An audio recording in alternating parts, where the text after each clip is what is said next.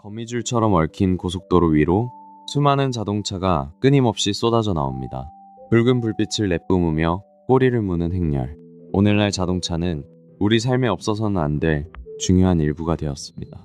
거미줄처럼 얽힌 도심의 고속도로 위로 쉴 새 없이 수많은 자동차들이 쏟아져 나옵니다. 언제부턴가 이 거대한 은빛 물결은 우리 삶에서 결코 떼어놓을 수 없는 당연한 일상의 풍경이 되었습니다. 매일 아침부터 늦은 밤까지 거미줄처럼 얽힌 이 거대한 도로 위로 수많은 사람들의 일상이 흘러갑니다. 현대 문명 속에서 자동차는 단순한 이동수단을 넘어 우리 삶의 필수적인 일부분이 되었습니다. 거미줄처럼 얽힌 고속도로 위로 수많은 자동차들이 쏟아져 나옵니다. 현대 문명 속에서 자동차는 이미 우리 삶의 완벽한 일부가 되었습니다. 거미줄처럼 얽힌 도로 위로 끝없이 빛의 물결이 이어집니다. 쉴 새 없이 움직이는 수많은 자동차들. 이제 자동차는 현대 문명을 지탱하는 거대한 혈관 그 자체가 되었습니다. 하지만 시간을 거슬러 불과 1세기가 조금 넘는 과거로 가볼까요? 자동차의 매연 대신 흙먼지가 날리는 거리가 있었죠. 도로를 채운 건 거칠게 울리는 말발굽 소리뿐이었습니다. 불과 1세기가 조금 넘는 과거로 돌아가 볼까요? 그때 사람들의 이동을 책임졌던 건 거리를 메운 마차와 둔탁한 말발굽 소리뿐이었죠. 흙먼지가 날리는 길 위로 느릿한 풍경이 펼쳐졌죠. 하지만 불과 1세기가 조금 넘는 과거만 해도 거리는 전혀 다른 모습이었습니다. 매연과 엔진 소리 대신 흙먼지 일으키는 마차와 투박한 말발굽 소리만이 거리를 채우고 있었죠. 하지만 시간을 조금만 거슬러 올라가 볼까요? 불과 100여 년 전만 해도 거리를 채운 건 매연 대신 흙먼지였습니다. 엔진 소리 대신 마차의 말발굽 소리가 전부였죠. 하지만 불과 1세기가 조금 넘는 과거만 해도 이 거리를 채운 것은 엔진 소리가 아닌 낡은 마차와 말발굽 소리뿐이었습니다. 지금과는 완전히 다른 세상이었죠. 우리가 알던 세상을 송두리째 바꾼 것은 바로 이 거대한 톱니바퀴들이었습니다. 쉴 새 없이 돌아가는 기계들과 끝없이 이어지는 공장의 컨베이어 벨트, 대량 생산이라는 거대한 물결이 비로소 시작된 것이죠. 이 모든 흐름을 바꿔놓은 건 거대한 공장의 등장이었습니다. 끝없이 돌아가는 컨베이어 벨트가 사람의 손을 대신했죠. 거대한 톱니바퀴들이 쉴 새 없이 맞물리며 폭발적인 대량 생산의 시대가 열렸습니다. 결국 세상을 완전히 뒤바꾼 것은 밤낮 없이 돌아가는 거대한 공장과 끝없이 이어지는 컨베이어 벨트였습니다. 기계의 굉음은 곧 새로운 시대의 심장소리였죠. 세상의 풍경을 완전히 바꿔버린 건 쉴 새 없이 돌아가는 거대한 공장들이었습니다. 끝없이 이어진 컨베이어 벨트 위에서 물건들은 전에 없던 속도로 쏟아져 나왔죠. 끝없이 돌아가는 컨베이어 벨트 위로 똑같은 제품들이 쉴 새 없이 쏟아져 나왔습니다. 거대한 공장의 톱니바퀴가 세상을 완전히 바꾼 순간이었죠. 이 거대한 혁신은 단순히 공장의 기계만 바꾼 것이 아니었습니다. 이른 아침 공장으로 출근하는 수많은 노동자들, 그들의 평범했던 일상과 일하는 방식마저 완전히 뒤바꿔 놓았죠. 단순히 공장의 기계만을 바꾼 것이 아니었습니다. 사람들의 일하는 방식은 물론이고 노동자가 받는 임금의 기준까지 혁명적으로 바뀌게 되죠. 그는 단순히 기계만 바꾼 게 아니었습니다. 일하는 방식은 물론 노동자들의 하루 임금마저 혁명적으로 뒤바꿔 놓았죠. 오히려 임금을 크게 올리고 노동시간은 파격적으로 줄였습니다. 단순히 조립 라인의 기계만 바꾼 것이 아니었습니다. 일하는 방식과 노동 환경, 그리고 그들이 받는 임금마저도 이전과는 비교할 수 없을 만큼 혁명적으로 뒤바뀌었죠. 포드의 혁신은 기계에만 머물지 않았습니다. 일하는 방식과 임금 체계마저 완전히 뒤바꿔 놓았죠. 아침마다 공장으로 향하는 노동자들의 표정에는 이전과는 다른 희망이 깃들어 있었습니다. 이 거대한 시대적 변화의 중심에는 한 남자가 서 있었습니다. 마차의 시대의 종지부를 찍고 세상을 바퀴 위에 올려놓은 사나이, 바로 자동차 혁명가 헨리 포드입니다. 이 거대한 변화의 한가운데에는 결코 꺾이지 않는 신념을 가진 한 남자가 서 있었습니다. 온 세상을 바퀴 위에 올려놓겠다고 다짐했던 사나이, 바로 자동차 혁명가 헨리 포드입니다. 이 거대한 변화의 중심에는 타협을 모르는 한 남자의 굳은 신념이 자리하고 있었습니다. 세상을 바퀴 위에 올려놓고 모든 이의 삶을 질주하게 만든 사나이, 바로 헨리 포드입니다. 이 거대한 변화의 한가운데에는 한 남자의 확고한 비전이 자리 잡고 있었습니다. 세상을 바퀴 위에 올려놓은 사나이, 바로 자동차 혁명가 헨리 포드입니다. 이 거대한 변화의 중심에는 한 남자의 굳은 신념이 자리 잡고 있었습니다. 세상을 바퀴 위에 올려놓은 사나이, 바로 헨리 포드입니다. 그의 단호한 시선은 이미 새로운 시대를 향해 있었죠. 화려한 성공의 장막을 걷어내면 그의 진짜 이야기가 시작됩니다. 그곳은 거대한 공장이 아니었습니다. 흙먼지 날리는 조용한 시골 농장. 이 작고 소박한 땅이 모든 여정의 출발점이었습니다. 화려한 성공 신화의 이면에는 이처럼 아주 조용하고 흙먼지 날리는 시골 농장이 있었습니다. 이른 새벽, 안개 낀 들판에서 피어오르던 흙내음이 그의 모든 이야기의 진짜 출발점이었습니다. 그의 진짜 이야기는 거대한 빌딩 숲이나 화려한 공장이 아닌 흙먼지가 날리는 조용한 시골 농장에서 시작되었습니다. 아무도 주목하지 않던 그곳에서 묵묵히 첫걸음을 내디뎠습니다.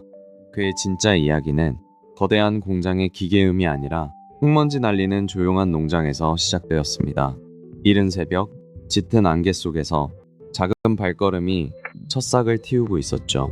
그의 찬란한 제국은 화려한 마천루나 거대한 공장이 아닌 흙먼지가 흩날리는 조용한 시골 농장에서 출발했습니다. 차가운 새벽 안개가 짙게 깔린 바로 이곳에서 말이죠. 1863년 여름, 미시간주 디어본의 조용한 농촌 마을. 끝없이 펼쳐진 옥수수밭 사이로 작은 목조 농장 하나가 자리하고 있었습니다. 바로 이곳에서 훗날 세상을 바꿀 헨리 포드가 태어났죠. 1863년, 미시간주 디어본의 고요한 농장이었습니다. 흙내음과 낡은 나무의 온기가 가득했던 이곳에서 훗날 세상을 바꿀 한 소년, 헨리 포드가 태어납니다. 1863년, 미시간주 디어본의 고요한 농장. 이곳은 끝없이 펼쳐진 밭과 고된 노동이 일상인 곳이었습니다. 어린 헨리 포드는 흙먼지 날리는 이 땅에서 세상의 이치를 처음 마주했습니다. 하지만 매일 반복되는 고된 농사일은 어린 헨리에게 깊은 의문을 남겼습니다. 그는 이 무거운 노동의 짐을 기계가 덜어줄 수 있을지도 모른다고 생각하기 시작했죠. 이 고요한 농장의 흙내음 속에서 어린 헨리는 늘 생각했습니다. 어떻게 하면 이 고된 노동을 덜어줄 수 있을까? 그의 위대한 첫걸음은 바로 여기서 시작되었습니다. 아버지는 헨리가 이 농장을 물려받길 원했습니다. 하지만 어린 소년에게 매일 반복되는 고된 농사일은 그저 피하고 싶은 고역이었죠. 진흙투성이 밭에 서 있을 때면 늘 깊은 한숨만 나왔습니다.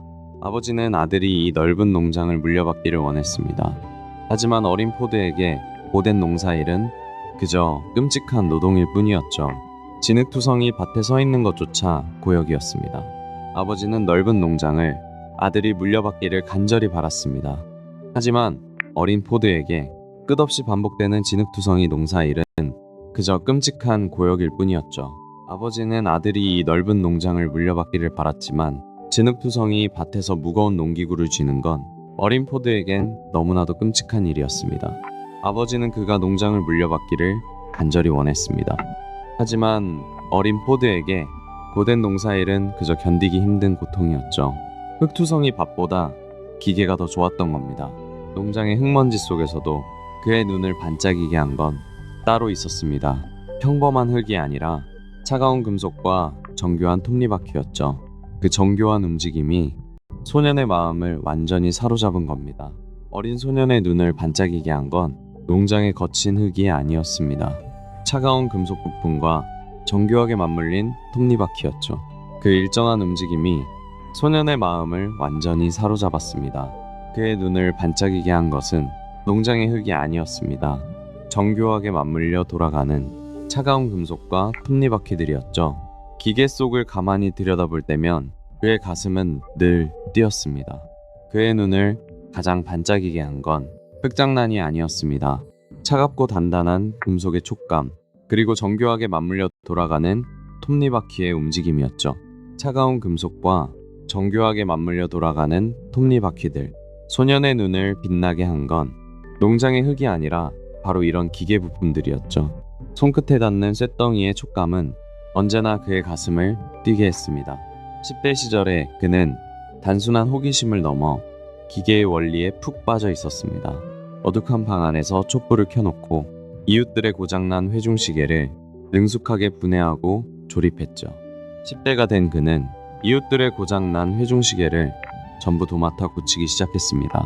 아주 작은 톱니바퀴들을 솜씨 좋게 조립하는 모습에 동네 사람들은 그를 꼬마 수리공이라 부르며 칭찬했죠. 머지않아 동네 사람들은 고장난 시계를 들고 소년을 찾아오기 시작했습니다. 작은 손으로 핀셋을 쥐고 어긋난 톱니바퀴를 조심스레 맞추면 멈춰있던 시계바늘이 다시 움직였죠. 어느새 그는 동네의 꼬마 수리공으로 불렸습니다.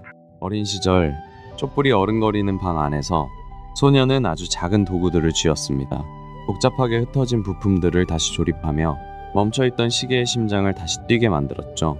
이웃들은 그를 동네의 꼬마 수리공이라 불렀습니다. 결국 멈춰있던 시계들은 그의 손을 거치면 거짓말처럼 다시 째깍거리기 시작했죠. 이웃들은 이 소년을 가리켜 동네 제일의 꼬마 수리공이라 불렀습니다. 어느 날 평범한 흙길 위로 육중한 증기 트랙터 한 대가 나타났습니다. 말이 끌지 않아도 스스로 움직이는 기계. 그 거대한 쇳덩어리는 소년의 인생을 완전히 바꿔놓았죠. 눈앞에 말 한 마리 없는데도 그 거대한 쇳덩어리는 스스로 흙먼지를 일으키며 나아갔죠. 땅을 울리며 굴러가는 바퀴는 어린 소년의 심장마저 쿵쾅거리게 만들었습니다. 말 한 마리 없이 흙먼지를 일으키며 굴러가는 그 육중한 쇳덩어리는 소년에게 단순한 기계가 아니었습니다. 눈앞에서 새로운 시대가 열리는 듯한 세상이 완전히 뒤집히는 거대한 충격이었죠. 말 한 마리 없이 스스로 나아가는 거대한 쇳덩어리는 어린 소년에게 그야말로 기적과 같았습니다. 육중한 바퀴가 한 번씩 구를 때마다 소년의 심장도 함께 요동쳤죠. 멀어지는 트랙터의 뒷모습을 보며 소년은 그 자리에 한참을 서 있었습니다. 말이 끌지 않아도 스스로 움직이는 기계. 그것은 소년의 인생을 송두리째 바꿔놓은 첫 충격이었습니다. 16세가 되던 해 헨리는 중대한 결심을 합니다. 농장을 이어받길 원했던 아버지의 기대를 뒤로하고 작은 짐을 꾸렸죠. 그의 발걸음은 기계공업의 중심지 디트로이트로 향했습니다. 16살의 포드는 드디어 고향을 떠납니다. 아버지의 낡은 농장 대신 그가 선택한 곳은 디트로이트였죠. 쉴 새 없이 돌아가는 기계 소리가 소년의 가슴을 뛰게 했습니다. 16살의 어린 포드는 작은 짐가방 하나를 들고 디트로이트 거리에 들어섰습니다. 아버지의 굳건한 기대를 뒤로한 채 마침내 기계공업의 심장부에 첫 발을 내디딘 것이죠. 농장의 고요함은 온데간데 없고 이제 그의 귓가에는 요란한 기계음이 울려 퍼졌습니다. 기계공업의 중심지 디트로이트. 16살 청년의 가슴은 새로운 기대로 세차게 뛰고 있었죠. 16살이 되던 해 포드는 익숙했던 농장을 떠나 마침내 디트로이트 거리에 우뚝 섰습니다. 활기찬 엔진 소리가 가득한 그곳은 새롭게 떠오르는 기계공업의 심장부였죠.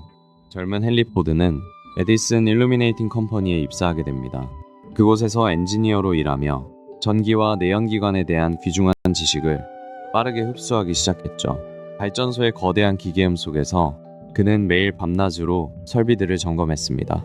단순히 전기를 다루는 것을 넘어 새로운 동력원의 원리를 스펀지처럼 온몸으로 흡수하던 시기였죠. 거대한 발전기 사이를 쉴 새 없이 오가며 기계의 움직임 하나하나를 세밀하게 관찰했습니다.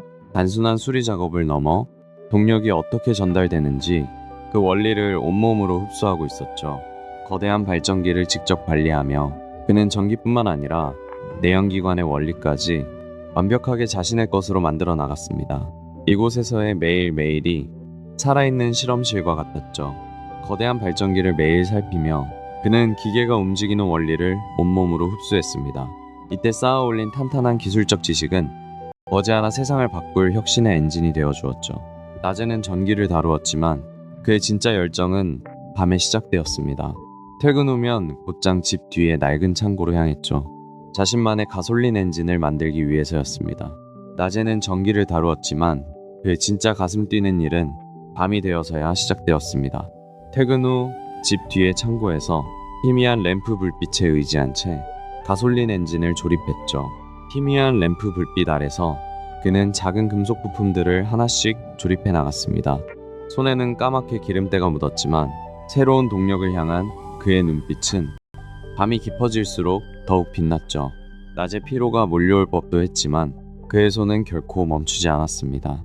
작은 부품들을 직접 깎고 조립하면서 그만의 엔진은 마침내 형태를 갖춰갔죠. 낮 동안 다루던 전기는 결국 이 가솔린 엔진을 완성하기 위한 소중한 밑거름이 되었습니다. 기름때 묻은 손으로 마지막 부품을 조립하며 그는 다가올 새로운 시대를 조용히 준비하고 있었죠. 1893년의 크리스마스 이브, 세상이 고요하게 잠든 늦은 밤이었습니다. 마침내 그의 집 낡은 부엌 싱크대 위에서 투박하게 조립된 첫 단기통 엔진이 요란한 파열음을 내며 돌아가기 시작했습니다. 부엌 싱크대에 고정된 작은 금속 덩어리에서 갑자기 요란한 파열음이 터져 나왔습니다. 불꽃을 튀기며 거칠게 회전하기 시작한 겁니다. 그의 첫 단기통 가솔린 엔진이 마침내 스스로 숨을 쉬며 깨어난 순간이었습니다. 마침내 싱크대 위의 작은 쇳덩어리가 요란한 소리를 내며 돌아가기 시작했습니다. 투박한 금속 부품들이 생명을 얻은 듯 격렬하게 진동했죠. 헨리 포드의 눈앞에서 첫 가솔린 엔진이 성공하는 순간이었습니다. 요란한 기계음과 함께 작은 금속 엔진이 거칠게 진동하며 돌아가기 시작했습니다. 부엌 싱크대를 채운 매캐한 연기 속에는 앞으로 세상을 바꿀 엄청난 가능성이 숨쉬고 있었죠. 마침내 엔진이 스스로 돌아가기 시작했습니다. 요란한 쇳소리가 작은 부엌을 가득 채웠죠. 1893년 크리스마스 이브, 위대한 꿈이 현실이 되는 순간이었습니다. 1896년 그의 오랜 연구는 마침내 결실을 맺습니다. 3년의 시간 끝에 완성된 포드의 첫 번째 자동차, 바로 쿼드리사이클이었죠. 마치 자전거 바퀴 4개를 엉성하게 붙여놓은 듯한 모습이었습니다. 3년이라는 짧은 시간 뒤 포드는 마침내 결실을 맺습니다. 4개의 튼튼한 자전거 바퀴를 달고 가솔린 엔진을 얹어 완성한 그의 첫 번째 자동차, 바로 쿼드리사이클이었습니다. 3년의 치열한 노력 끝에 마침내 그의 첫 번째 자동차가 완성됩니다. 4개의 자전거 바퀴를 달아 쿼드리사이클이라 불린 이 발명품은 세상을 바꿀 역사적인 출발점이었습니다. 마침내 1896년 그의 노력은 결실을 맺습니다. 4개의 튼튼한 자전거 바퀴를 달고 단순하지만 놀라운 구조를 갖춘 포드의 첫 번째 자동차, 쿼드리사이클이 세상에 등장한 거죠. 마침내 3년의 땀방울 끝에 그는 4개의 자전거 바퀴를 단 첫 번째 자동차를 세상에 선보입니다. 이것이 바로 포드의 위대한 첫걸음이 된 쿼드리사이클이었습니다. 그가 이룬 첫 번째 성과는 디트로이트의 부유한 사업가들을 단숨에 움직였습니다. 포드는 유력자들 앞에서 자신있게 설계도를 펼쳐 보이며 새로운 시대의 비전을 제시했죠. 그의 작은 성과는 디트로이트의 유력자들을 움직였습니다. 포드는 자신감에 찬 목소리로 청사진을 펼쳐 보였죠. 마침내 자동차 회사를 세울 든든한 투자금을 확보하게 됩니다. 포드의 그 작은 성공은 곧바로 디트로이트 유력자들의 이목을 끌었습니다. 도면을 펼치며 설명하는 그의 눈빛에는 이제 확신이 가득 차 있었죠. 마침내 자동차 회사를 세울 든든한 투자금을 모으게 된 겁니다. 포드의 열정적인 설명과 정교한 설계도는 결국 투자자들의 마음을 움직였습니다. 디트로이트의 유력자들은 그의 비전에 선뜻 자금을 보태기로 결정했죠. 드디어 첫 회사를 세울 든든한 밑거름이 마련된 순간이었습니다. 결국 디트로이트의 유력자들은 그의 열정과 기술력을 믿고 지갑을 열었습니다. 든든한 투자금을 확보한 헨리 포드는 마침내 자신의 이름을 건 자동차 회사를 설립할 준비를 마쳤습니다. 하지만 야심차게 세웠던 첫 번째 회사, 디트로이트 오토모빌 컴퍼니는 철저한 실패로 막을 내렸습니다. 포드의 지독한 완벽주의 때문이었죠. 완성도에만 집착하느라 생산 일정을 전혀 맞추지 못했던 겁니다. 하지만 완벽을 향한 그의 고집은 결국 치명적인 독이 되고 말았습니다. 설계를 거듭 수정하느라 생산 일정은 한참 뒤처지고 말았고, 텅 빈 공장에는 미완성된 뼈대만 쓸쓸히 남겨졌죠. 완벽만을 추구했던 포드의 고집은 결국 스스로에게 독이 되고 말았습니다. 투자자들은 한없이 길어지는 일정을 더는 기다려주지 않았죠. 결국 텅 빈 공장에는 미완성된 자동차의 뼈대들만 쓸쓸히 남겨지고 맙니다. 결국 그의 첫 번째 도전이었던 디트로이트 오토모빌 컴퍼니는 파산하고 맙니다. 끝없는 완벽주의에 빠져 생산 일정을 번번이 놓쳤기 때문이죠. 공장에는 완성되지 못한 차체 뼈대들만 덩그러니 남겨졌습니다. 결국 텅 빈 공장의 문은 굳게 닫히고 맙니다. 포드의 고집스러운 완벽주의가 오히려 치명적인 독이 되어버린 거죠. 제대로 된 성과도 내지 못한 채 첫 번째 회사는 파산하고 말았습니다. 투자자들은 당장 시장에 팔 수 있는 완성된 차를 원했습니다. 하지만 포드의 책상 위에는 찢겨진 설계도만 가득 쌓여 있었죠. 아주 작은 결점이라도 보이면 처음부터 도면을 다시 그렸거든요. 투자자들은 당장 팔 수 있는 차를 원했습니다. 하지만 포드는 결코 만족하지 못했죠. 그는 도면을 찢고 또 찢으며 끝없이 설계를 수정했습니다. 투자자들은 당장 팔 수 있는 차를 원했습니다. 하지만 포드의 생각은 전혀 달랐죠. 그는 마음에 들지 않는 도면을 찢어버리며 끝없이 설계를 수정할 뿐이었습니다. 투자자들은 당장 내다 팔 수 있는 자동차를 원했죠. 하지만 포드는 달랐습니다. 그는 이미 완성된 설계도마저 찢어버리며 끝없이 수정을 거듭했습니다. 시장의 현실보다 자신의 완벽주의가 먼저였던 겁니다. 결국 시장의 요구와 투자자들의 인내심은 바닥이 났습니다. 완벽을 추구하며 도면을 찢어버리기 일쑤였죠. 타협하지 않은 그의 첫 도전은 아쉬운 실패로 끝을 맺고 맙니다. 자신의 이름을 내건 헨리 포드 컴퍼니를 세우며 다시 도약했죠. 하지만 이번에도 상황은 비슷하게 흘러갔습니다. 투자자들은 당장 막대한 수익이 나는 비싼 차만을 원했습니다. 두 번째로 자신의 이름을 딴 헨리 포드 컴퍼니를 세웠지만 상황은 비슷했습니다. 완벽한 자동차를 만들려는 포드와 당장의 수익이 급했던 투자자들은 사사건건 부딪혔습니다. 두 번째로 세운 헨리 포드 컴퍼니에서도 갈등은 계속되었습니다.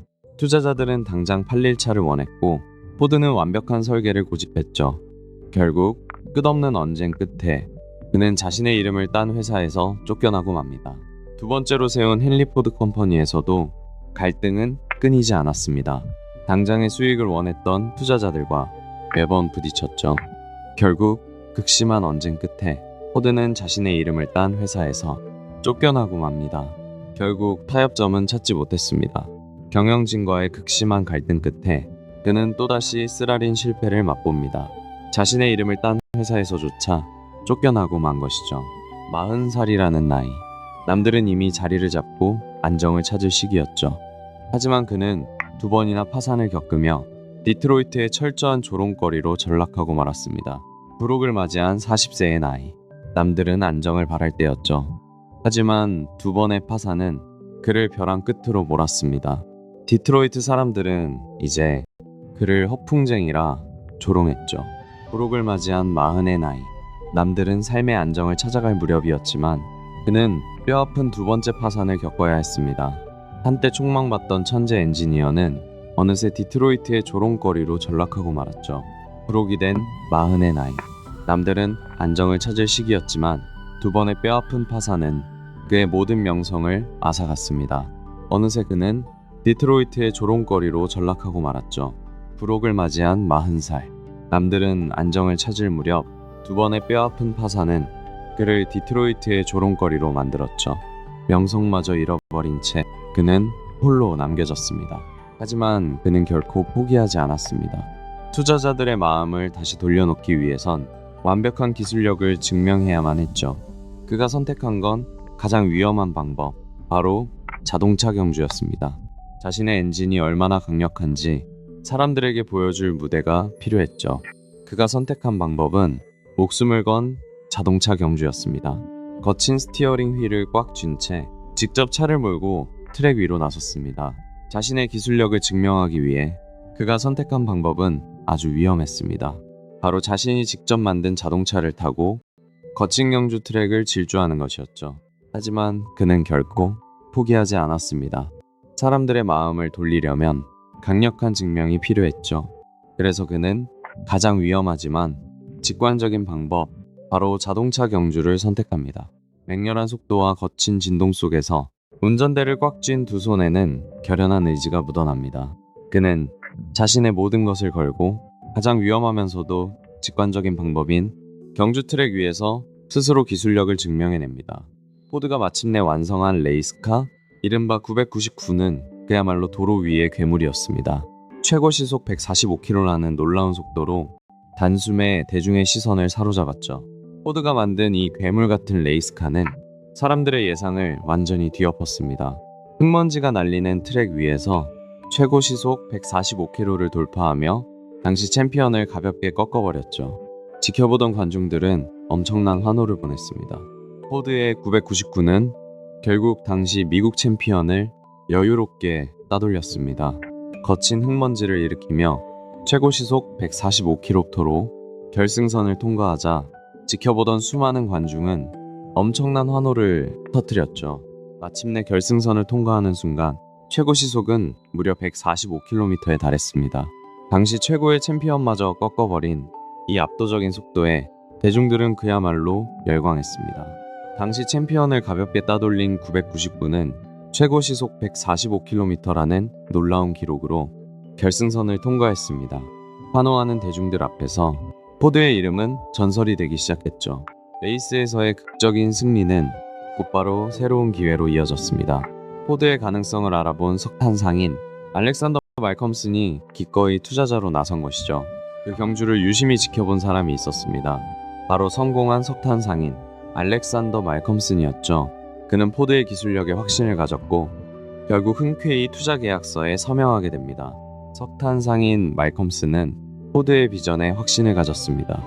마침내 두 사람은 서류 위로 굳게 악수를 나누었죠. 이 든든한 자본 덕분에 포드는 다시 한번 일어설 완벽한 기회를 얻게 됩니다. 경주의 승리는 곧장 새로운 기회로 이어졌습니다. 석탄 상인이었던 알렉산더 말컴슨이 그에게 손을 내민 것이죠. 든든한 투자자를 얻은 포드는 마침내 다시 일어설 힘을 얻게 됩니다. 경주의 짜릿한 승리는 확실한 보상으로 이어졌습니다. 성공한 석탄 상인 알렉산더 말컴슨이 투자를 약속했죠. 두 사람의 단단한 악수와 함께 포드는 다시 한번 일어설 기회를 잡았습니다. 1903년 서류 위에 잉크펜이 미끄러지며 역사적인 서명이 새겨집니다. 단돈 28,000달러라는 아주 소박한 자본금이 전부였죠. 바로 이 순간 마침내 포드모터 컴퍼니가 세상에 첫 발을 내디뎠습니다. 1903년 투자자들이 모은 단돈 28,000달러의 자본금으로 마침내 서류에 서명이 새겨지고 포드모터 컴퍼니가 세상에 그 모습을 드러냈습니다. 1903년 헨리는 마침내 서류에 서명합니다. 단돈 28,000달러의 자본금이 모인 순간이었죠. 그렇게 세상을 바꿀 포드모터 컴퍼니가 첫걸음을 내디뎠습니다. 1903년 단돈 28,000달러의 작은 자본금이 모였습니다. 그리고 낡은 펜초 끝에서 마침내 포드모터 컴퍼니가 역사적인 첫걸음을 내디뎠습니다. 1903년 단돈 28,000달러의 자본금으로 마침내 설립 서류에 서명이 새겨졌습니다. 포드모터 컴퍼니가 세상에 첫 발을 내디딘 역사적인 순간이었죠. 1900년대 초반 자동차는 극소수의 부유층만이 누리는 특별한 사치품이었습니다. 가격은 무척이나 비쌌고 뚝하면 고장나기 일쑤였죠. 당시의 자동차는 극소수 부유층만이 누릴 수 있는 아주 비싸고 화려한 장난감이었습니다. 워낙 고가인데다 장고장도 심해서 전담기사가 없으면 다루기조차 어려웠죠. 당시 자동차는 부유층만이 누릴 수 있는 완벽한 사치품이었습니다. 엄청나게 비싼 데다 장고장도 심했고 다루기도 무척 까다로웠죠. 그저 돈과 시간이 남아도는 사람들의 장난감에 불과했습니다. 고장이 작고 다루기 까다로웠지만 부유층에게 그런 불편함은 오히려 특권이었습니다. 비싼 수리비를 내고 전담 기사까지 두는 것 자체가 그들의 막대한 부를 과시하는 수단이었으니까요. 대다수 평범한 사람들에게 이 기계는 그저 먼 나라 이야기와도 같았습니다. 주말마다 화려하게 차려입은 극소수의 부유층들만이 자신들의 부를 과시할 수 있는 아주 비싸고 번쩍이는 장난감에 불과했으니까요. 하지만 헨리 포드의 생각은 완전히 달랐습니다. 그는 부유층의 전유물이었던 자동차를 평범한 사람들도 가질 수 있어야 한다고 믿었죠. 위대한 대중을 위한 저렴한 자동차. 이것이 그의 새로운 비전이었습니다. 하지만 포드의 생각은 완전히 달랐습니다. 그는 사치품이 아닌 위대한 대중을 위한 자동차를 원했습니다. 누구나 월급을 모아 살 수 있을 만큼 충분히 저렴하게 말이죠. 하지만 헨리 포드의 생각은 완전히 달랐죠. 그는 소수의 부유층이 아닌 평범한 대중을 위한 차를 꿈꿨습니다. 누구나 살 수 있을 만큼 저렴하게 만들겠다는 비전이었습니다. 하지만 포드의 생각은 완전히 달랐습니다. 그는 확신에 찬 목소리로 선언했죠. 나는 위대한 대중을 위한 자동차를 만들 것입니다. 누구나 쉽게 살 수 있을 만큼 아주 저렴하게 말이죠. 하지만 헨리 포드의 생각은 완전히 달랐습니다. 나는 위대한 대중을 위한 자동차를 만들 것이다. 그의 이 확고한 선언은 누구나 살 수 있는 저렴한 자동차 시대의 위대한 서막이었습니다. 싸고 튼튼한 차를 만들기 위해서는 완전히 새로운 강철이 필요했습니다. 그리고 그는 어느 레이싱 대회 사고 현장에서 그 해답의 실마리를 우연히 발견하게 됩니다. 우연히 목격한 레이싱 사고 현장에서 그는 부서진 프랑스제 부품 하나를 줍게 됩니다. 바로 바나듐 강철이었죠. 기존 철보다 훨씬 가벼운데도 불구하고 놀랍도록 단단했습니다.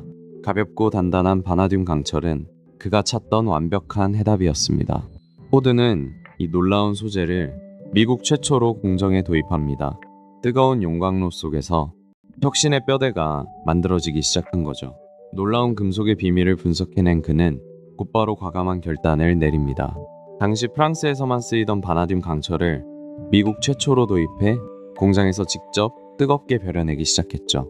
결국 그는 미국 자동차 업계 최초로 이 바나듐 강철을 전면 도입했습니다. 덕분에 가벼우면서도 상상 이상으로 튼튼한 완벽한 국민차의 뼈대가 완성될 수 있었죠. 설계 도면 위에서 포드는 가장 먼저 불필요한 장식을 모두 지워나갔습니다. 오직 달린다는 본질에만 집중했죠.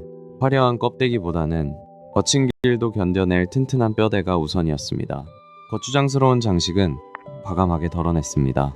미국의 거친 흙길도 거침없이 달리도록 차체는 한껏 높였죠.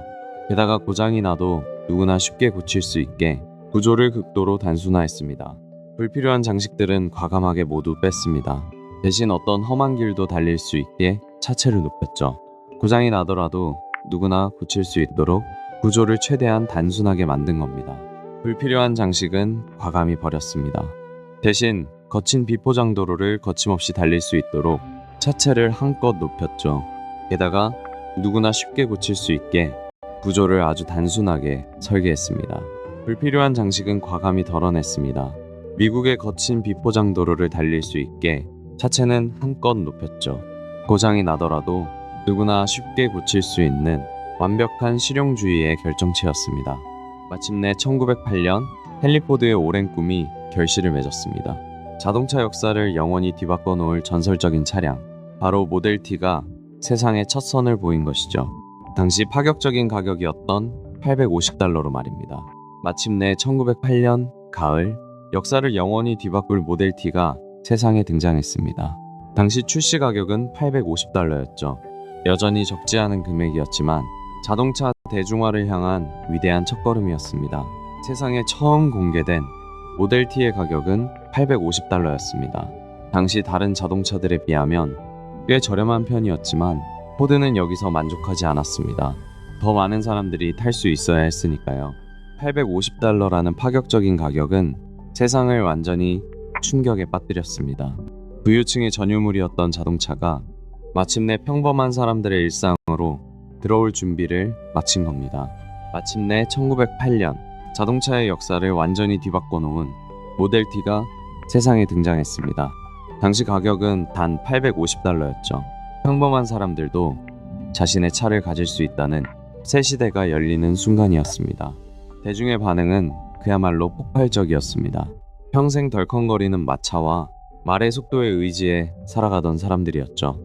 특히 드넓은 미국 중서부의 농부들은 앞다투어 이 차를 사기 위해 지갑을 열었습니다. 평생을 말과 마차의 속도에 맞춰 살아오던 미국 중서부의 농부들이었죠. 이 견고하고 든든한 철제 자동차의 등장에 그들은 주저없이 모아둔 돈을 꺼냈습니다. 평생을 느린 말의 속도에 맞춰 살아온 농부들에게 이 튼튼한 검은색 자동차는 단순한 기계가 아니었습니다. 너도 나도 쌈짓돈을 꺼내며 새로운 시대의 마차를 기쁘게 맞이했죠. 출시 직후 반응은 그야말로 폭발적이었습니다. 평생을 고된 농사일과 말의 속도에만 맞춰 살아가던 미국 중서부의 평범한 농부들이 마침내 너도 나도 기꺼이 지갑을 열기 시작했죠. 반응은 그야말로 폭발적이었습니다. 평생 말의 속도에 맞춰 살아가던 중서부의 농부들이 너도 나도 기꺼이 지갑을 열기 시작했죠. 이제 거대한 미국 대륙은 새로운 속도로 이어지게 되었습니다. 며칠 지나지 않아 전국 각지에서 수천, 수만 건의 주문서가 우박처럼 쏟아졌습니다. 기존의 피케트 애비뉴 공장 규모로는 밀려드는 엄청난 물량을 도저히 감당할 수 없었죠. 수천 건, 아니 수만 건의 주문서가 매일같이 사무실로 쏟아져 들어왔습니다. 당시 포드의 피케트 애비뉴 공장은 밀려드는 이 엄청난 물량을 도저히 감당할 수 없는 지경에 이르렀죠. 수천, 수만 건의 주문서가 사무실 책상 위로 끝없이 쌓여만 갔습니다. 기존의 피케트 애비뉴 공장만으로는 이 엄청난 수요를 도저히 감당할 수가 없었죠. 수천 건, 아니 수만 건의 주문서가 매일같이 쏟아졌습니다. 포드의 피케트 애비뉴 공장은 이 엄청난 물량을 도저히 감당할 수 없었죠. 산더미처럼 쌓여가는 서류들 속에서 그들은 한계에 부딪혔습니다. 수천 건, 수만 건의 주문서가 매일 산더미처럼 쌓여갔습니다. 피케트 애비뉴 공장의 기존 방식으로는 밀려드는 이 엄청난 수요를 도저히 감당할 수 없었죠. 당시 자동차 공장의 풍경은 지금과 많이 달랐습니다. 뼈대만 있는 차 한 대에 여러 기술자가 달라붙었죠. 나사 하나까지 전부 일일이 손으로 조립하는 완벽한 수작업이었습니다. 여러 명의 기술자가 차 한 대에 달라붙어 부품을 일일이 손으로 조립했습니다. 숙련된 작업자들이 아무리 서둘러도 차 한 대를 만드는데 12시간이나 걸리는 고된 작업이었죠. 1900년대 초반, 자동차는 숙련된 기술자들이 한 대의 차체에 매달려 부품을 일일이 손으로 조립해야만 했습니다. 아무리 서둘러서 작업을 진행해도 자동차 한 대를 완성하는데 무려 12시간이나 걸렸죠. 당시 자동차 조립은 여러 기술자가 차 한 대에 매달려 부품을 일일이 깎고 맞추는 수작업이었습니다. 아무리 서둘러도 한 대를 완성하는데 무려 12시간이나 걸렸죠. 아무리 뛰어난 기술자들이 모여서 서둘러도 차 한 대를 온전히 완성하는 데는 꼬박 12시간이 넘게 걸렸습니다. 늘어나는 수요를 감당하기엔 턱없이 부족하고 비효율적인 방식이었죠. 헨리 포드는 혼란스러운 공장을 내려다보며 중대한 결단을 내립니다. 지금의 느린 방식으로는 쏟아지는 주문을 감당할 수 없었죠. 더 빨리, 더 많이 만들기 위해선 생산의 뿌리부터 바꿔야만 했습니다. 포드는 중대한 결단이 필요했습니다. 어떻게 하면 차를 더 빨리, 더 많이 만들어낼 수 있을까? 기존의 방식으로는 한계가 분명했죠. 생산 과정을 뿌리째 바꿔야만 했습니다. 헨리 포드는 복잡한 작업장을 내려다보며 중대한 결단을 내립니다. 더 빨리, 더 많이 만들기 위해서는 생산 방식을 뿌리째 바꿔야만 했죠. 근본적인 혁신 없이는 밀려드는 주문을 결코 감당할 수 없었습니다. 결국 포드는 중대한 결단을 내리게 됩니다. 복잡하고 혼란스러운 공장을 위에서 내려다보며 그는 하나의 결론에 도달했습니다. 더 빨리, 더 많이 만들어야 한다. 생산의 기초부터 뿌리째 바꿔야만 한다. 포드는 높은 곳에서 혼란스러운 공장을 내려다보며 중대한 결단을 내립니다.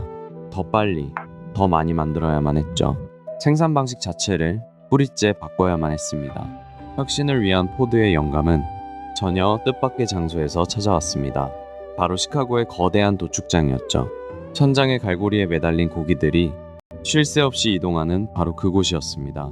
영감은 정말 뜻밖의 장소에서 찾아왔습니다. 고기를 쇠갈고리에 걸어 이동시키며 해체하는 시카고 도축장의 시스템을 본 것이죠. 그는 이 과정을 완전히 거꾸로 뒤집어 보았습니다. 영감은 전혀 뜻밖의 장소에서 찾아왔습니다. 갈고리에 매달린 고기가 레일을 따라 이동하면 작업자들이 제자리에서 해체하는 도축장의 방식이었죠. 이것을 거꾸로 적용해 본다면 어떨까요? 영감은 뜻밖에도 시카고의 도축장에서 찾아왔습니다. 갈고리에 매달린 채 이동하는 해체 라인을 유심히 지켜보다가 이 방식을 자동차 조립에 거꾸로 적용해 보자는 발상을 떠올린 겁니다. 포드는 이 해체 과정을 유심히 지켜보았습니다. 그리고 이를 완전히 거꾸로 뒤집어 보았죠. 부품을 하나씩 조립해 나가는 새로운 아이디어가 탄생한 순간이었습니다. 사람이 일일이 차로 다가가는 대신 차가 사람에게 다가오게 만든다. 이 아주 단순한 생각의 전환이 거대한 기적의 시작이었습니다. 부품들이 작업자 앞을 지나가기 시작했죠. 사람이 일일이 부품을 찾아다니는 대신 부품이 사람 앞을 지나가도록 만들자는 것이었죠. 차가 사람에게 먼저 다가오게 하라. 이 단순하지만 기발한 발상의 전환은 엄청난 기적의 시작점이 되었습니다. 사람이 일일이 다가가는 것이 아니라 차가 알아서 사람에게 오게 만든다. 이 단순한 생각의 전환이 모든 것을 바꿨습니다. 작업자들은 그저 제자리에 서서 눈앞으로 밀려오는 부품을 조립하기만 하면 됐죠. 작업자가 차로 다가가는 것이 아니라 조립 중인 차가 작업자에게 다가오게 만든다. 이 아주 단순하고도 놀라운 발상의 전환이 산업을 통째로 바꿀 기적의 시작이었습니다. 작업자가 이리저리 부품을 찾아 걷는 대신 조립 중인 차가 작업자 앞으로 스스로 다가오게 만든 것이죠. 상상하지 못했던 이 단순한 발상의 전환이 결국 대량 생산이라는 기적의 시작이 되었습니다. 몰려드는 주문을 감당하기 위해 포드는 거대한 무대를 새롭게 건설합니다. 끝없는 유리창 때문에 크리스탈 팰리스로 불린 하이랜드 파크 공장이었죠. 역사상 가장 위대한 산업 실험이 여기서 시작됩니다. 당시 사람들은 이 놀라운 건축물을 크리스탈 팰리스라 불렀습니다. 거대한 유리창으로 둘러싸인 이 공장은 인류 역사상 가장 위대한 산업 실험이 시작될 완벽한 무대였죠. 끝없이 이어진 거대한 유리창 때문에 이 공장은 크리스탈 팰리스라 불렸습니다. 인류 역사상 가장 거대한 산업 실험이 바로 이 웅장한 무대에서 시작된 겁니다. 당시 사람들은 이 거대한 공장을 크리스탈 팰리스라고 불렀습니다. 사방을 둘러싼 거대한 유리창 너머로 인류 역사상 가장 위대한 산업 실험이 막을 올리고 있었죠. 포드는 빛이 쏟아지는 이 거대한 공간을 무대로 마침내 인류 역사상 가장 위대한 산업 실험에 막을 올립니다. 세상을 바꿀 준비가 모두 끝난 것이죠. 1913년 봄, 그들은 한 가지 실험을 시작합니다. 바로 플라이휠 마그네토 조립 공정에 처음으로 움직이는 벨트를 도입한 것이죠. 결과는 놀라웠습니다. 한 사람이 20분이나 걸리던 작업이 단 5분으로 단축되었으니까요. 1913년 봄, 플라이휠 마그네토 조립 라인에 처음으로 컨베이어 벨트가 시범 도입되었습니다. 결과는 놀라웠죠. 20분이나 걸리던 한 사람당 작업 시간이 단 5분으로 뚝 떨어졌으니까요. 결과는 정말 놀라웠습니다.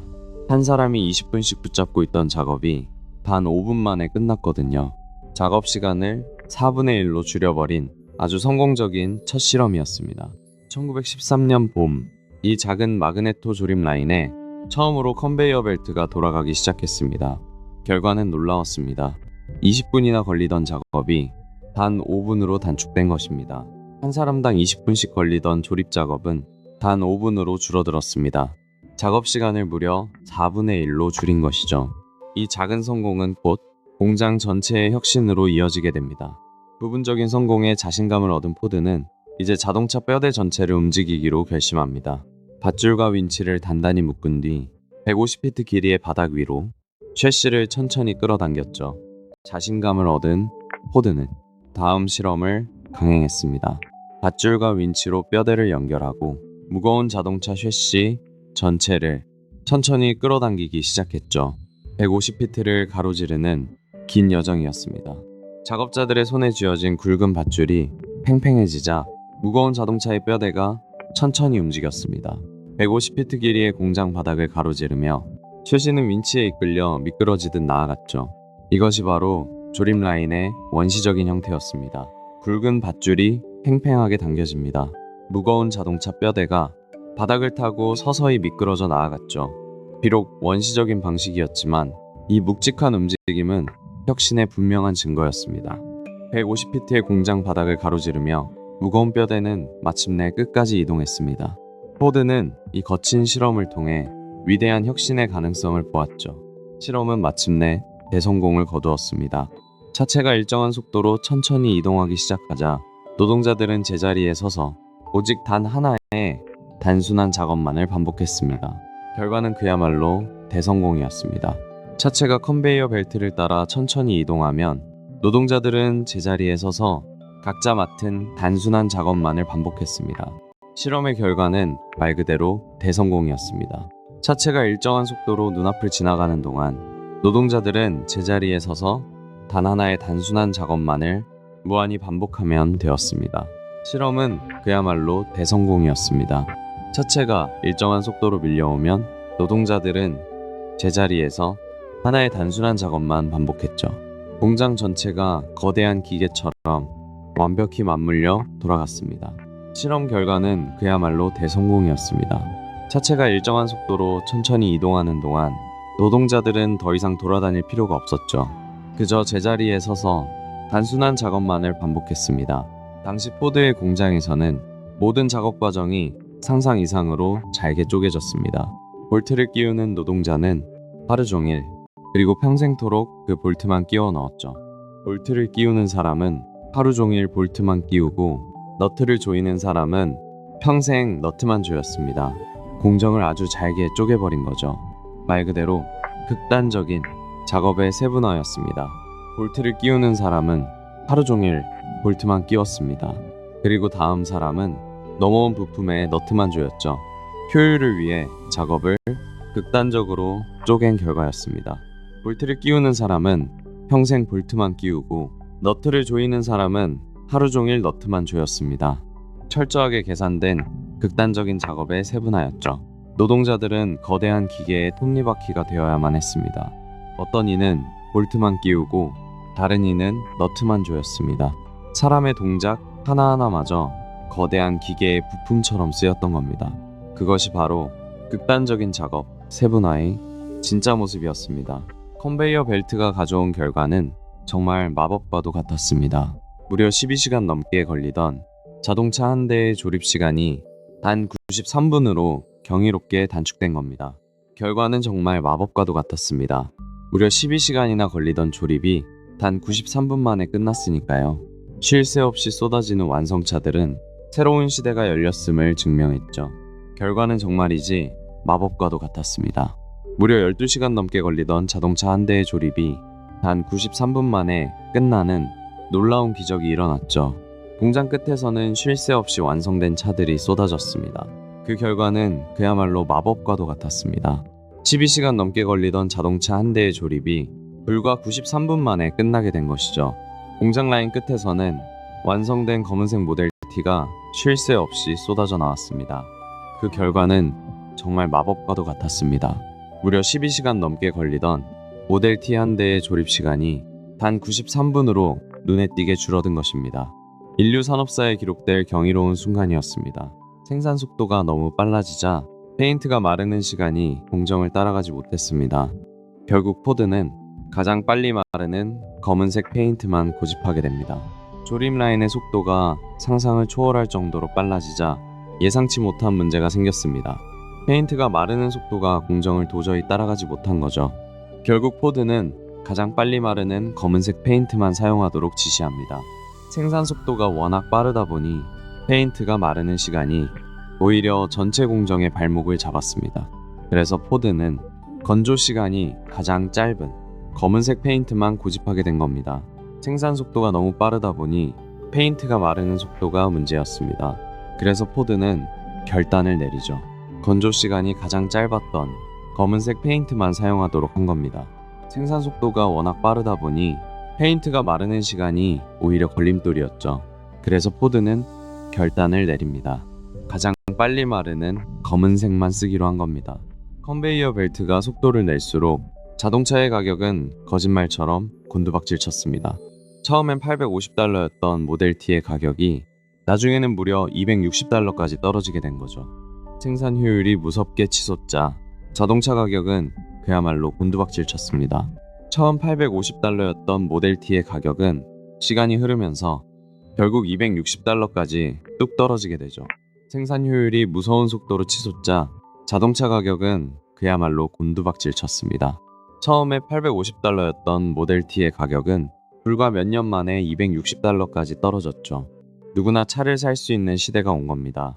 생산 속도가 놀라울 정도로 빨라지자 자동차 가격은 그야말로 곤두박질 쳤습니다. 처음엔 $850였던 모델 T의 가격이 나중에는 단돈 $260까지 떨어지게 된 거죠. 생산 효율이 무서운 속도로 치솟자 자동차 가격은 그야말로 곤두박질 쳤습니다. 처음 $850였던 모델 T의 가격은 무려 $260까지 뚝 떨어졌죠. 마침내 평범한 노동자들도 내 차를 갖는 시대가 활짝 열린 겁니다.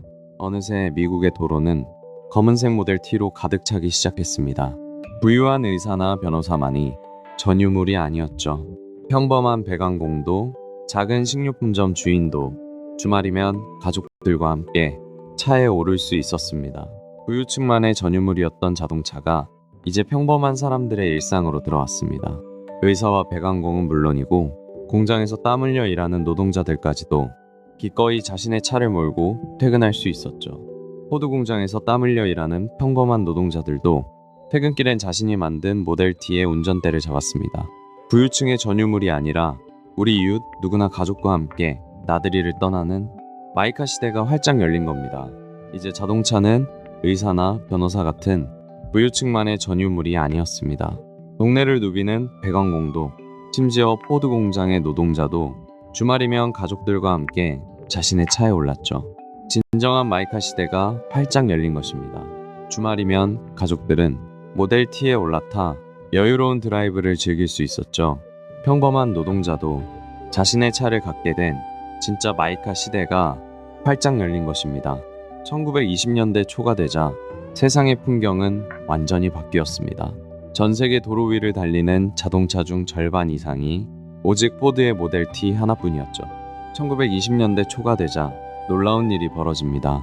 전 세계 도로 위를 달리는 자동차의 절반 이상이 바로 포드의 모델 T였던 겁니다.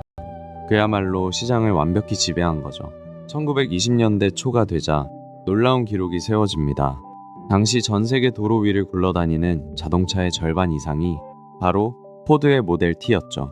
어딜 가나 똑같은 검은색 자동차가 거리를 가득 메웠던 겁니다. 1920년대 초에 이르자 믿기 힘든 기록이 세워집니다.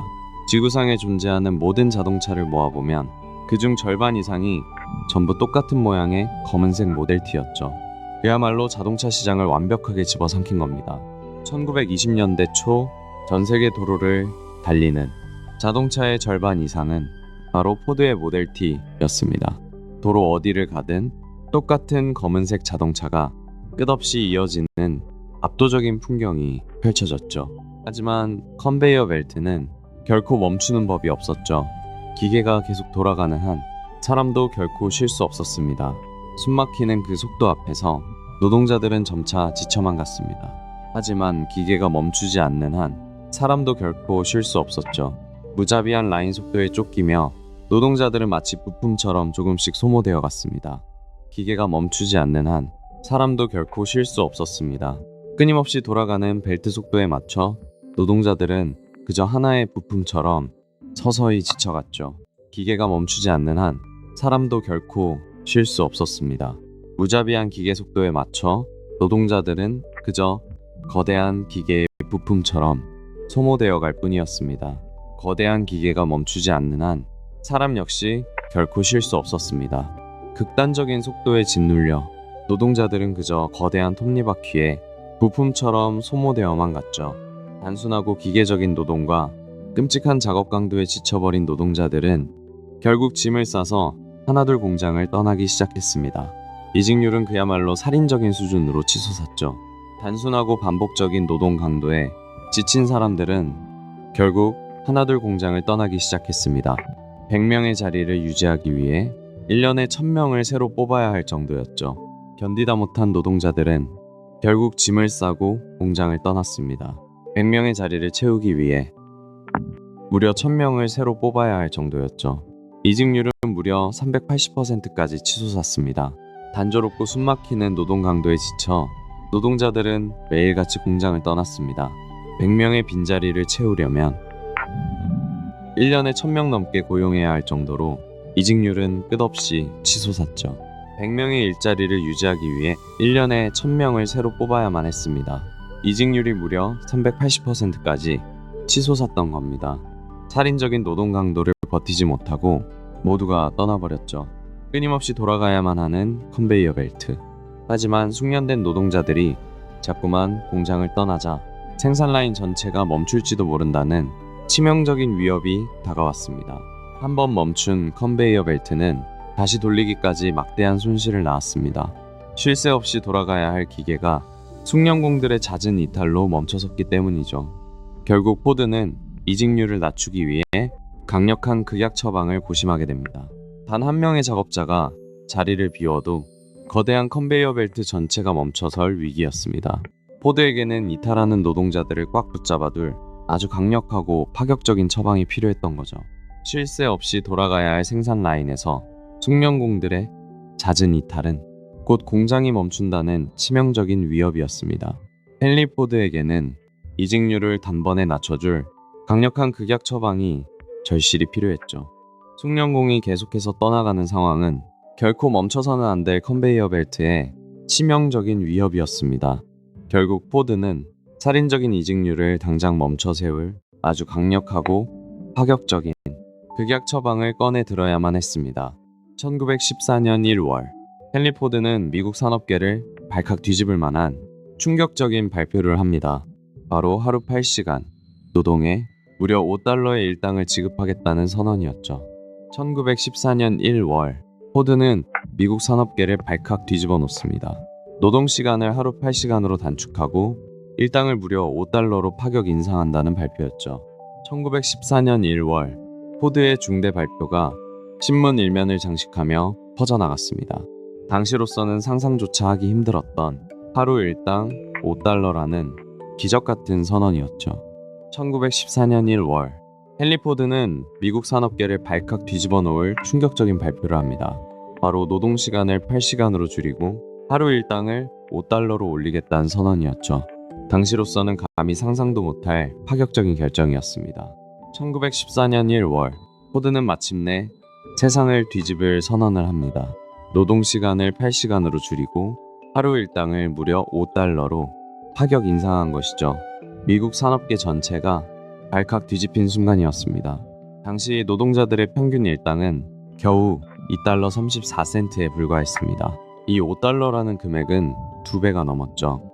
경쟁사들은 그가 시장을 망치고 있다며 완전히 미쳤다고 비난했습니다. 당시 다른 공장 노동자들의 하루 일당은 기껏해야 $2 남짓이었습니다. 그러니 $5는 2배가 훌쩍 넘는 파격적인 액수였죠. 주변의 경쟁사들은 그가 단단히 미쳤다며 거세게 비난했습니다. 당시 다른 공장의 노동자 평균 일당은 겨우 $2.34에 불과했습니다. 2배가 넘는 파격적인 발표에 경쟁사들은 그가 미쳤다며 거세게 비난했죠. 당시 보통 노동자들의 하루 일당은 고작 $2.34에 불과했습니다. 당연히 경쟁사들은 포드가 미쳤다며 그가 산업 생태계를 망치고 있다고 맹렬히 비난했죠. 당시 노동자들의 평균 일당이 고작 $2 남짓이던 시절이었죠. 경쟁사들은 하나같이 분노하며 그가 완전히 미쳤다고 거세게 비난했습니다. 시장의 임금 질서를 단숨에 무너뜨렸으니까요. 발표 바로 다음 날 아침, 하이랜드 파크 공장 앞은 이미 인산인해를 잃었죠. 무려 10,000명이 넘는 사람들이 일자리를 찾아 몰려들었습니다. 급기야 경찰이 출동할 만큼 엄청난 인파였습니다. 발표 다음날 아침, 하이랜드 파크 공장 앞은 일자리를 구하려는 사람들로 발 디딜 틈조차 없었습니다. 10,000명이 넘는 거대한 인파가 몰려들어 결국 경찰까지 출동해야만 했죠. 발표가 있은 다음날 아침, 하이랜드 파크 공장 앞은 인산인해를 잃었습니다. 10,000명이 넘는 사람들이 한꺼번에 몰려들면서 급기야 경찰까지 출동해야만 했죠. 발표 다음날 아침, 하이랜드 파크 공장 앞은 그야말로 인산인해를 잃었습니다. 일자리를 구하려는 10,000명 이상의 군중이 몰려들었죠. 결국 경찰까지 출동해 통제해야만 했습니다. 발표 다음날 아침이 밝자 하이랜드 파크 공장 앞은 그야말로 인산인해였습니다. 일자리를 구하려는 10,000명이 넘는 사람들이 몰려들면서 결국 경찰까지 출동해 질서를 잡아야 했죠. 하지만 이 파격적인 $5가 조건 없는 기본급은 아니었습니다. 철저하게 도덕적이고 모범적인 사생활을 증명하는 사람에게만 허락된 일종의 조건부 보너스였죠. 하지만 이 놀라운 $5의 일당은 누구나 받는 조건 없는 기본급이 아니었습니다.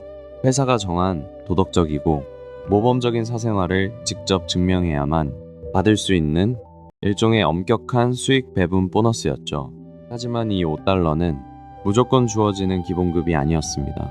회사가 파견한 조사관들에게 자신의 도덕적이고 모범적인 사생활을 깐깐하게 증명해야만 받을 수 있는 일종의 조건부 보너스였죠.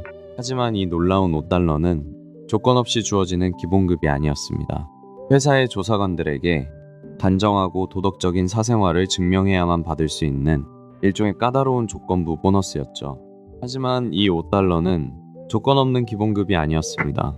그건 일종의 특별한 수익 배분이었죠. 회사가 정한 모범적인 사생활을 스스로 증명해낸 사람에게만 주어지는 보너스였습니다. 높은 임금의 이면에는 철저한 통제가 있었습니다. 포드는 사회학부라는 특별한 부서를 신설했습니다. 수십 명의 조사관들이 사무실에 모여 노동자들의 개인 기록을 샅샅이 검토했죠.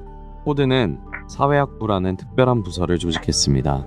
이곳의 수많은 조사관들은 노동자들의 일상을 치밀하게 추적했죠. 개인의 사생활과 집안 환경까지 모두 서류로 기록하며 감시했습니다. 수집된 노동자들의 사생활 정보는 회사 캐비닛에 빼곡히 쌓여갔습니다. 도박이나 잦은 음주 기록이 서류에서 발견되면 가차없이 그들의 임금을 삭감해버렸죠. 조사관들이 수집한 사생활 정보는 고스란히 회사의 서류철에 기록되었습니다. 도박이나 음주 기록이 발견되면 예외 없이 가차없는 삭감이 이어졌죠. 수집된 조사 보고서들은 모두 사무실로 모여들었죠. 만약 도박이나 음주가 보고서에 적발되면 가차없이 임금을 삭감해버렸습니다. 회사가 노동자의 삶을 완벽히 통제하려 한 겁니다. 당시 포드의 공장에는 유럽 각지에서 온 이민자 노동자들이 넘쳐났습니다. 회사는 이들을 통제하기 위해 강제로 영어를 가르치기 시작했죠. 단순한 언어 교육을 넘어 철저한 미국식 가치관을 주입하는 과정이었습니다. 유럽에서 온 이민자 노동자들은 고된 공장 일이 끝난 뒤에도 딱딱한 교실에 모여 영어를 배워야 했습니다. 미국식 가치관을 주입받으며 통제하기 쉬운 노동자로 개조되고 있었죠. 수많은 유럽 이민자 노동자들을 모아놓고 반강제적인 영어 교육을 실시했습니다. 언어를 가르친다는 명목 아래 말 잘 듣는 노동자로 개조하려 한 것이죠. 포드는 유럽에서 건너온 수많은 이민자 노동자들에게 영어를 의무적으로 가르쳤습니다. 낯선 교실에 앉혀 미국식 가치관을 주입하며 철저히 통제된 이상적인 노동자로 개조하려 했던 것이죠. 수많은 유럽 이민자 노동자들에게는 강제로 영어를 가르치기도 했죠. 미국식 가치관을 주입해서 회사 입맛에 맞는 완벽하게 통제된 노동자로 개조하려고 했던 겁니다. 통제는 숨막혔지만 이 5달러 정책은 현대 자본주의의 흐름을 완전히 바꿔놓았습니다. 주머니가 두둑해진 노동자들은 이제 자신이 조립한 자동차를 직접 살 수 있게 되었습니다. 회사의 통제는 숨이 막힐 지경이었지만 이 5달러 정책은 현대 자본주의의 흐름을 완전히 바꿔놓았습니다. 지갑이 두둑해진 노동자들이 마침내 자신이 직접 조립한 자동차를 사기 시작한 것입니다. 결과적으로 이 파격적인 임금 인상은 현대 자본주의의 흐름을 완전히 바꿔놓았습니다. 지갑이 두둑해진 노동자들이 자신이 만든 자동차를 직접 사기 시작한 것이죠. 지갑이 두둑해진 노동자들은 이제 단순한 생산자가 아니었습니다. 자신이 직접 조립한 자동차를 당당하게 사기 시작했죠. 현대 자본주의의 흐름이 완전히 바뀌는 순간이었습니다. 결과적으로 이 5달러 정책은 현대 자본주의의 물줄기를 바꿨습니다. 지갑이 두둑해진 노동자들이 자신이 만든 자동차를 직접 사기 시작한 겁니다. 노동자가 새로운 소비층으로 떠오른 것이죠. 생산성 향상과 임금 상승이 만나자 평범한 노동자들이 자동차와 집을 사기 시작했습니다. 대량 생산과 대량 소비가 톱니바퀴처럼 맞물린 선순환, 이른바 포디즘이 거대한 중산층을 탄생시킨 겁니다. 노동자들은 이제 단순한 생산자가 아니었습니다. 높아진 임금 덕분에 자신이 만든 자동차를 직접 사는 소비자가 된 것이죠. 이것이 바로 포디즘이 만든 놀라운 선순환이었습니다. 생산성이 오르니 임금이 상승하고 이는 곧 대량 소비로 이어지는 선순환이 생겨났죠. 이른바 포디즘이라 불리는 이 흐름은 20세기 미국 사회에 탄탄한 중산층을 탄생시켰습니다. 생산성이 오르니 임금이 상승하고 늘어난 소득은 대량 소비로 이어졌습니다. 이 놀라운 경제의 선순환, 이른바 포디즘, 가장 거대한 중산층을 탄생시켰습니다. 생산성이 오르면서 근로자의 임금이 상승했고 이는 자연스레 대량 소비로 이어졌습니다. 이른바 포디즘이 이끈 이 선순환은 20세기 미국의 거대한 중산층을 탄생시켰죠. 하지만 그 완벽해 보이던 성공은 점차 그를 독단적으로 만들었습니다. 세상이 변하고 사람들은 더 화려한 색상과 편안한 차를 원하기 시작했죠. 하지만 그는 오직 하나의 모델만을 고집하며 서서히 귀를 닫았습니다. 하지만 이 눈부신 성공은 오히려 그를 깊은 아집에 빠지게 했습니다. 사람들은 점점 더 다채로운 색상의 새로운 차를 원했지만 그는 오직 검은색 모델 T만을 끝내 고집했죠. 절대적인 성공은 점차 그를 독단적으로 만들었습니다. 소비자들이 더 다채로운 신형차를 원하기 시작했지만 포드는 오직 검은색 모델 T만을 고집하며 새로운 변화를 차갑게 외면했습니다. 소비자들이 더 편안하고 다양한 색상의 차를 원할 때도 포드는 전혀 변하지 않았습니다. 어검은색 모델 T면 충분해. 새로운 디자인을 제안하는 임원들의 목소리는 철저히 무시당했죠. 빛나던 성공의 공식이 도리어 그의 눈을 가려버린 겁니다. 하지만 절대적인 성공은 그를 깊은 독단에 빠뜨렸습니다. 사람들이 더 세련되고 다양한 색상의 자동차를 원할 때도 그는 완강히 고개를 저었죠. 오직 검은색 모델 T 하나만을 끝까지 고집했습니다. 경쟁사인 쉐보레가 무서운 속도로 시장을 잠식해오자 포드도 더 이상 고집을 부릴 수 없었죠. 결국 1927년 마지못해 공장 문을 닫고 새로운 모델 A 개발에 돌입하게 됩니다. 결국 쉐보레가 시장을 빠르게 잠식해 들어오자 포드는 그제야 뒤늦은 결단을 내릴 수밖에 없었습니다.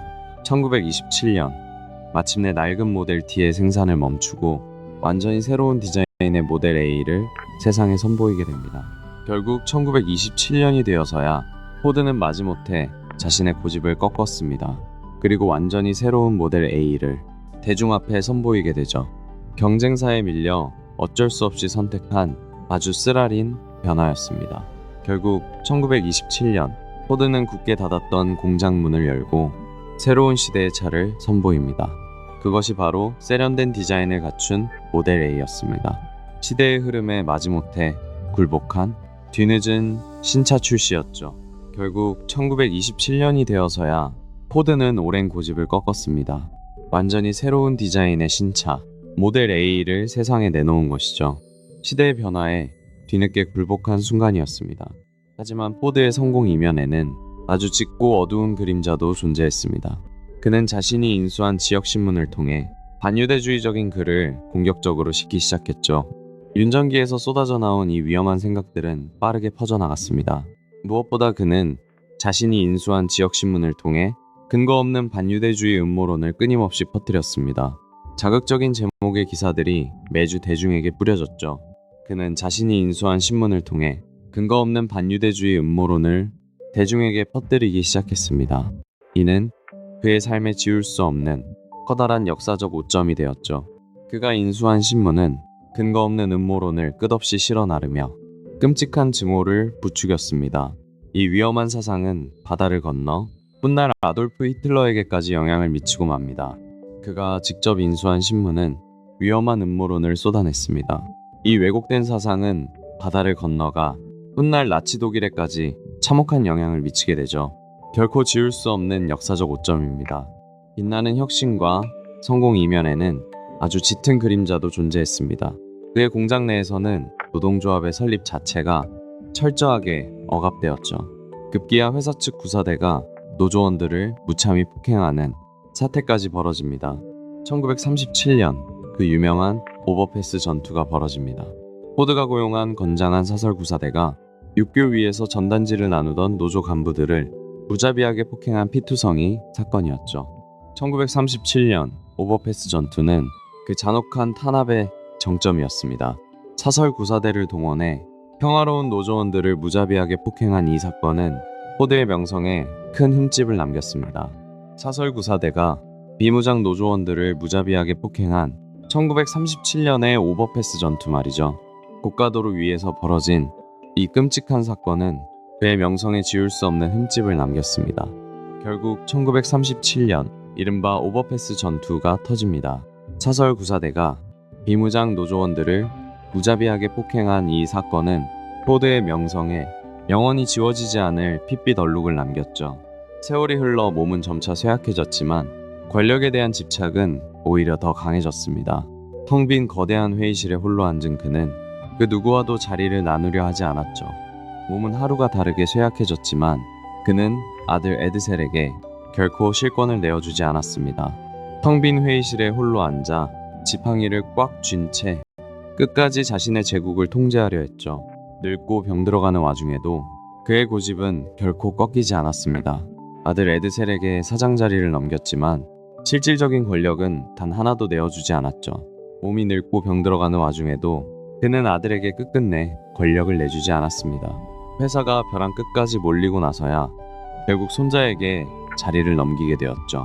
결국 회사가 파산 직전까지 내몰린 뒤에야 늙고 지친 그는 마침내 손자에게 자리를 내어주게 됩니다.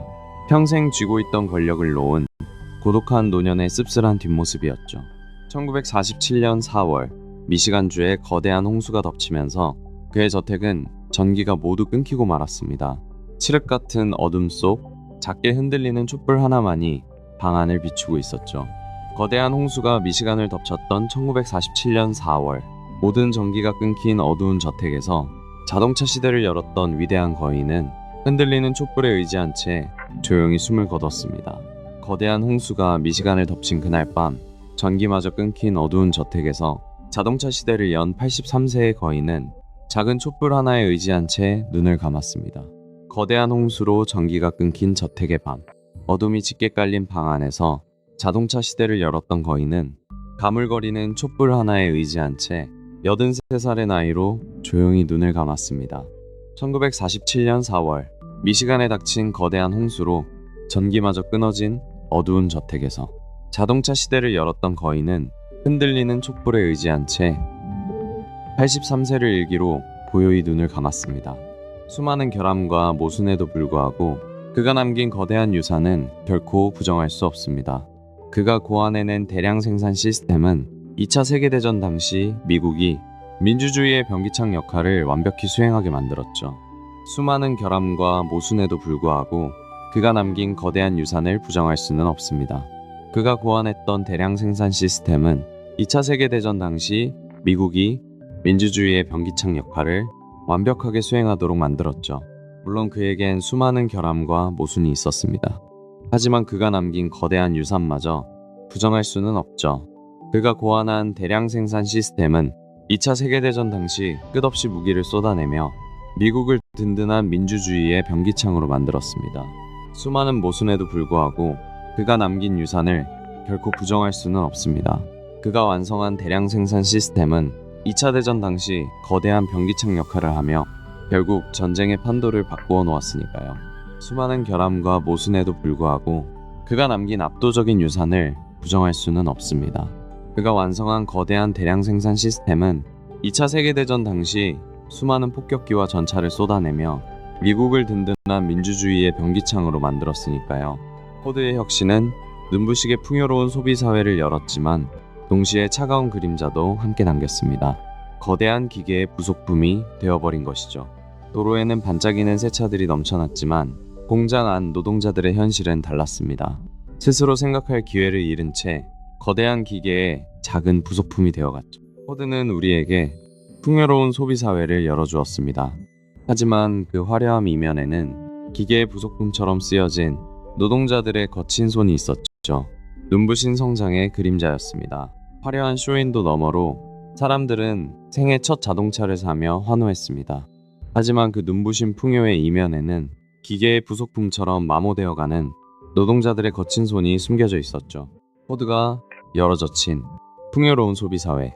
하지만 그 이면에는 인간이 거대한 기계의 부속품으로 전락해버린 비인간화의 짙은 그림자도 남아 있었습니다. 오늘날 첨단 자동차 공장에 가보면 거대한 로봇팔들이 정밀하게 차체를 조립하고 있죠. 그 눈부신 광경 속에는 100년 전 밧줄을 끌며 시작했던 포드의 아이디어가 살아 숨쉬고 있습니다. 오늘날 자동차 공장에서 수많은 로봇팔이 춤을 추듯 정밀하게 차체를 조립하는 모습 속에는 100년 전 밧줄을 끌며 시작했던 포드의 놀라운 아이디어가 살아 숨쉬고 있습니다. 오늘날 최첨단 자동차 공장을 가보면요. 거대한 로봇팔들이 춤을 추듯 차체를 조립합니다. 그 정교하고 눈부신 움직임 속에는 100년 전 밧줄을 끌던 포드의 아이디어가 여전히 살아 숨쉬고 있죠. 오늘날 첨단 공장에서 로봇팔이 춤추듯 차체를 조립하는 모습엔 100년 전 밧줄로 시작된 포드의 놀라운 아이디어가 그대로 살아 숨쉬고 있습니다.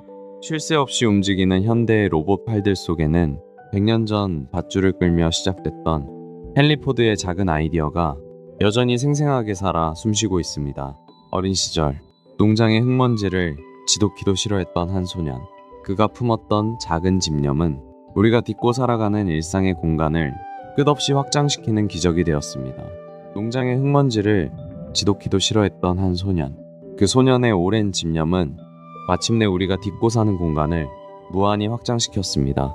거대한 고속도로를 시원하게 가로지르는 수많은 자동차들처럼 말이죠. 농장의 흙먼지를 지독히도 싫어했던 한 소년. 척박한 땅을 벗어나려던 그 단단했던 집념은 어느새 거대한 물결이 되어 우리가 딛고 살아가는 이 넓은 공간을 끝없이 확장시켜 놓았습니다. 농장의 흙먼지를 유난히도 싫어했던 소년. 그의 작은 집념은 결국 우리가 딛고 사는 공간을 무한히 확장시켰습니다. 끝없이 뻗어나가는 거대한 도로망처럼 세상의 모든 경계를 허물어버린 겁니다. 농장의 흙먼지를 그토록 피하고 싶어 했던 어느 작은 소년의 고집스러운 집념은 결국 우리가 딛고 살아가는 이 세상의 공간을 무한의 영역으로 확장시켜 놓았습니다. 우리가 매일같이 누리는 편리한 이동과 풍요로운 물질, 문명의 혜택들. 오늘날 자동차가 지배하는 사회의 뼈대는 바로 이 거칠고도 복잡했던 한 인물의 손에서 시작되었습니다. 우리가 매일같이 누리는 아주 편리한 이동과 풍요로운 물질적 혜택을 떠올려 보십시오. 오늘날 현대 자본주의를 지탱하는 이 거대한 뼈대는 참으로 거칠고도 복잡했던 한 인물의 집념 위에 세워졌습니다. 우리가 당연하게 누리는 편리한 이동과 끝없는 물질적 풍요. 그 거대한 자본주의적 생산의 뼈대는 가장 거칠고 복잡했던 인물의 손에서 완성되었습니다. 우리가 매일같이 누리는 편리한 이동과 물질적 풍요로움. 그 이면에는 끝없이 회전하는 바퀴가 있습니다. 이 거대한 자본주의의 뼈대는 결국 거칠고 복잡했던 한 인물이 다져놓은 길 위에 세워졌습니다. 우리가 매일 누리는 이 편리한 이동과 물질적인 풍요. 오늘날 현대 자본주의의 단단한 뼈대는 결국 이 거칠고 복잡했던 인물에 의해 비로소 그 궤도에 오를 수 있었습니다. 기술의 끝없는 발전이 과연 인간을 더 자유롭게 만들까요? 아니면 거대한 기계의 톱니바퀴로 만들게 될까요? 100년 전 포드가 남겼던 이 묵직한 질문은 AI 시대를 마주한 지금 우리에게도 여전히 깊은 울림을 줍니다. 끝없이 발전하는 기술이 우리를 자유롭게 할까요? 아니면 거대한 시스템의 부속품으로 만들까요? 100년 전 포드가 던진 이 묵직한 질문은 눈부신 AI 시대를 사는 지금의 우리에게도 똑같이 유효합니다. 포드가 시대에 던졌던 이 묵직한 질문은 고도화된 AI 시대를 마주한 우리에게도 여전히 유효합니다. 기술은 과연 우리를 자유롭게 할까요? 아니면 또 다른 부속품으로 만들까요? 기술 발전이 진정으로 인간을 자유롭게 할까요? 아니면 우리를 또 다른 톱니바퀴로 만들 뿐일까요? 포드가 남긴 이 묵직한 질문은 AI 시대를 살아가는 우리에게도 여전히 유효합니다. AI라는 새로운 물결 앞에서 우리는 다시 묻게 됩니다. 기술은 우리를 진정 자유롭게 할까요? 아니면 또 다른 거대한 톱니바퀴로 만들까요? 포드의 오랜 질문은 지금도 유효합니다. 헨리 포드, 그는 자신의 자동차를 그 누구보다 사랑했던 완고한 엔지니어였습니다. 때로는 세상을 완전히 뒤바꿔 놓은 무자비한 폭군이기도 했죠. 하지만 동시에 가장 미국적인 혁명가로 기억됩니다. 그는 자신이 만든 차를 진심으로 사랑했던 완고한 엔지니어였습니다. 동시에 세상을 송두리째 바꾼 폭군이기도 했죠. 어쩌면 가장 미국다운 혁명가였을지도 모릅니다. 그는 자신의 차를 그 누구보다 사랑했던 고집스러운 엔지니어였습니다. 동시에 세상을 완전히 뒤바꿔 놓은 폭군이자 가장 미국적인 혁명가로 역사에 깊이 남았습니다. 자신의 모델 T를 그 누구보다 사랑했던 완고한 엔지니어. 동시에 그는 세상을 송두리째 바꾼 폭군이자 가장 미국적인 혁명가로 역사에 남았습니다. 자신의 차를 그 누구보다 사랑했던 고집스러운 엔지니어. 때로는 세상을 뒤흔든 무자비한 폭군으로 불리기도 했죠. 하지만 결국 그는 가장 미국적인 혁명가로 우리 곁에 남았습니다. 헨리 포드가 세상에 처음 쏘아 올렸던 대량 생산이라는 거대한 혁명. 그 묵직한 강철 톱니바퀴는 한세기를 훌쩍 넘긴 지금 이 순간에도 결코 멈추지 않고 맹렬하게 돌아가고 있습니다. 포드가 세상에 쏘아 올린 대량 생산의 거대한 톱니바퀴는 지금 이 순간에도 결코 멈추지 않습니다. 우리가 누리는 이 모든 편리함 뒤에는 밤낮 없이 돌아가는 그 거대한 기계음이 자리하고 있죠. 그가 세상에 쏘아 올린 대량 생산이라는 거대한 컨베이어 벨트는 오늘날에도 결코 멈추는 법이 없습니다. 거대한 톱니바퀴가 쉴 새 없이 맞물려 지금 이 순간에도 힘차게 돌아가고 있죠. 그가 세상에 쏘아 올린 대량 생산 시스템은 멈출 줄 모르는 문명의 톱니바퀴가 되어 우리의 삶 속에서 지금 이 순간에도 쉬지 않고 돌아갑니다. 헨리 포드가 세상에 쏘아 올린 대량 생산의 거대한 컨베이어 벨트는 지금 이 순간에도 멈추지 않습니다. 우리가 누리는 현대 문명이라는 거대한 기계장치 속에서 그 톱니바퀴는 영원히 돌아가고 있는 셈이죠. 헨리 포드가 새롭게 바꾼 이 거대한 세상 위로 오늘도 멈추지 않는 수많은 자동차가 달리고 있습니다. 그가 선물한 자유의 길을 따라 끝없이 펼쳐진 저 지평선을 향해서 말이죠. 그가 닦아놓은 길 위로 이제는 수많은 자동차들이 끝없는 지평선을 향해 달려가고 있습니다. 포드가 꿈꾸었던 세상은 여전히 멈추지 않고 나아가고 있는 것이죠. 그가 바꾼 세상 위로 오늘도 수많은 자동차들이 달리고 있습니다. 끝없이 펼쳐진 저 지평선을 향해서 말이죠. 멈추지 않는 혁신의 길 위에서 포드의 꿈은 여전히 이어지고 있습니다. 헨리 포드, 그가 새롭게 열어젖힌 세상 위로 수많은 자동차들이 끝없는 지평선을 향해 달려갑니다.